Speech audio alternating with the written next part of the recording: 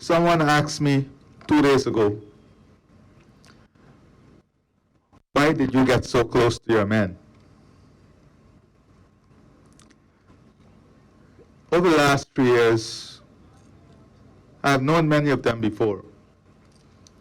But over the last 3 years, I've developed an intense bond with the men and women who serve in the Guyana Defense Force, the Guyana Police Force, the Prison Service, and the Fire Service.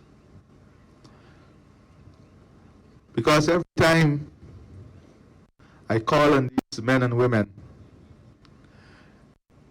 their immediate response is, yes, sir. And every time they complete a statement, they finish, regardless of how rough the conversation was, respectfully, sir. It is sad. It is painfully sad. And I found myself over the last 3 years developing a special kind of bond and respect for them.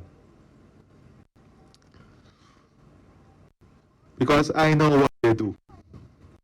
I know what they sacrifice. I know how hard they work. And I know that they have spent more time in service to this country than with their families. To that person who asked me why I got so close to these men, I say to you publicly today, I will have it no other way.